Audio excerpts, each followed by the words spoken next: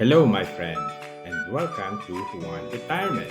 Kung bago ka pa dito, please like, share, and subscribe para lagi kang updated sa aming mga tutorial. Maraming nagtatanong, paano ba talaga ma-maximize ang SSS pension ko? Kung ito ay gusto mo ring malaman, please watch the video until the end para malaman mo kung ano ang gagawin mo para ma-maximize ang SSS pension mo. Magsimula tayo sa tatlong formula na ginagamit sa pag-compute ng SSS Retirement Pension. Kung gusto mong malaman paano gamitin ito, meron akong video at may link sa description. Formula number 1, 300 plus 20% ng AMSCE plus 2% ng AMSCE times years beyond 10 years. Formula number 2, 40% ng AMSC at ang formula number 3, 1,200 if number of years of contribution is 10 years and above and 2,400 if the number of years of contribution is 20 years and above. At sa tatlong formula na ito, kung ano ang pinakamataas na computation, yun ang magiging pension mo sa susunod na mga taon ng iyong retirement. Kung titingnan mo ang Formula 1, 2, and 3, mapapansin mo na may mga value sa formula na fixed at kahit anong gawin mo, hindi na magbabago. At may mga value na varying, hindi kaya yung mga bagay na pwede mong baguhin. So sa Formula 1, yung 300 ay fixed, yung 20% ay fixed, yung 2% ay fixed at hindi magbabago. Sa Formula 2, yung 40% ay fixed at hindi mo rin pwedeng baguhin. At syempre, yung Formula 3, puro yan fixed. 1, 2 para dun sa mga 10 years and above na contribution at 2, 4 naman para sa 20 years and above na contribution. Pero may dalawang bagay na pwede mong baguhin sa computation. Una, yung AMSC, which is the average monthly salary credit, at pangalawa, yung years beyond 10 years of contribution. So, paano mo maabot ang maximum pension? Step 1. Pataasin ang iyong AMSC. Kung mataas ang AMSC, mataas din ang pension mo. At kung mababa ang AMSC, mababa din ang pension mo.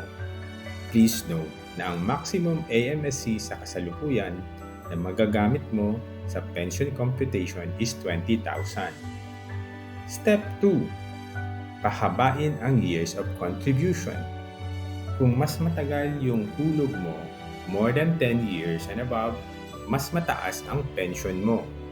Para mas madaling maintindihan, gagawa tayo ng example at magko-compute tayo ng retirement pension mo gamit ang iba't ibang AMSC at years of contribution.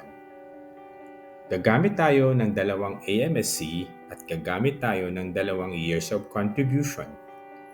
Minimum AMSC, which is 5,000, and maximum AMSC, which is 20,000. Gagamit tayo ng dalawang years of contribution, 10 years at saka 40 years. Sa first example natin, ang AMSC is equal to 5,000. Ang number of years of contribution is 10 years.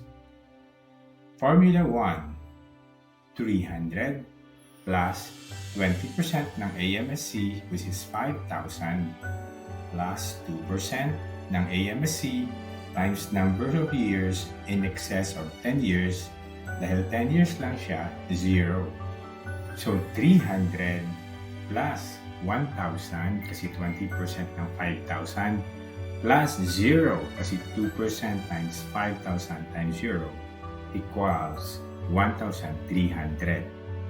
Formula number 2, 40% ng AMSC, which is equal to 5,000 and that is equal to 2,000. And formula 3, 1, 2 kung ang years of contribution mo is greater than 10 years and 2, 4 kung ang years of contribution mo is greater than 20 years. At dahil 10 years lang, 1, 2. So sa example number 1, ang magiging pension mo ay ang pinakamalaki which is 2,000 kasi yun ang pinakamalaki sa tatlong formula.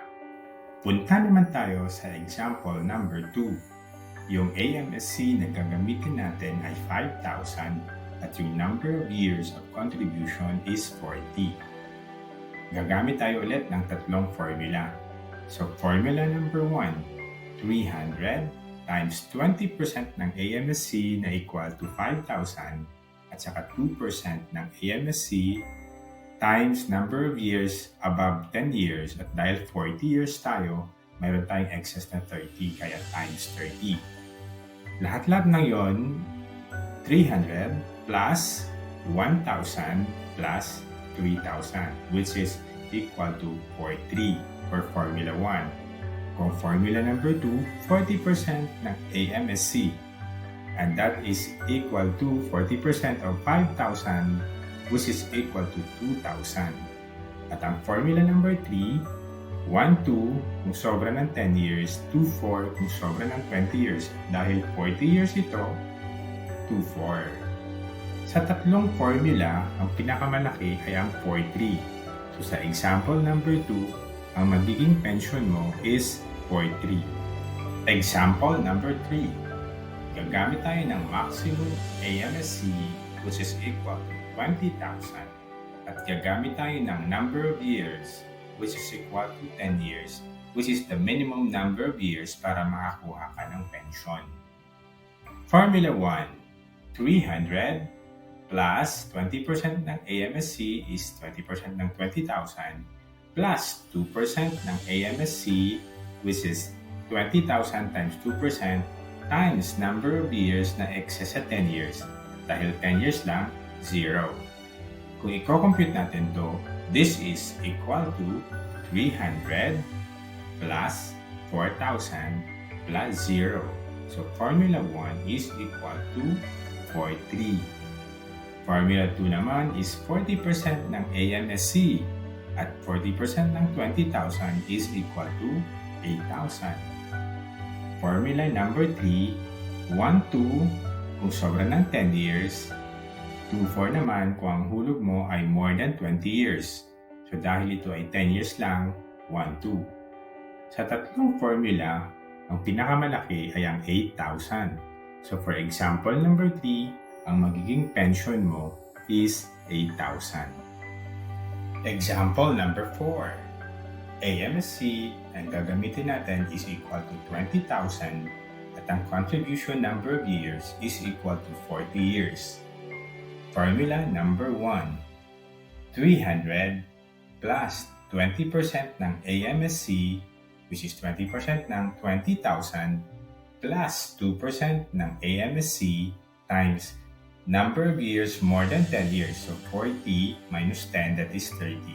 So 2% ng 20,000 times 30. And if we solve it, it is equal to 300 plus 4,000 plus 12,000 and then formula 1 is equal to 16,300. Formula number 2, 40% ng AMSC. So dito, 40% ng 20,000 is 8,000. And formula 3, 1, 2 kung more than 10 years at saka 2, 4 kung more than 20 years. At dahil more than 20 years, 2, 4. Sa tatlong formula, ang pinakamalaki ay yung sa formula 1 which is 16,300. So for example number 4, ang magiging pension mo ay 16,300. So sa apat na example, ang pinakamalaking pension ay ang example number 4 na gumagamit ng mas malaking AMSC at mas mahabang contribution. So malinaw sa atin galing sa mga example na ito na para makakuha tayo ng malaking SSS pension, kailangan natin ng dalawang importanteng factors. Number 1, pataasin ang AMSC sa maximum kung kaya which is 20,000. At number 2, pahabain ang number of years of contribution. So ayun, sana ay may bago kang natutunan sa araw na ito. Kung meron kang tanong, isulat lang sa ibaba sa comment section. God bless at pagpalain ka ng Panginoon. Muli, ito po si John from One Retirement. See you in the next episode.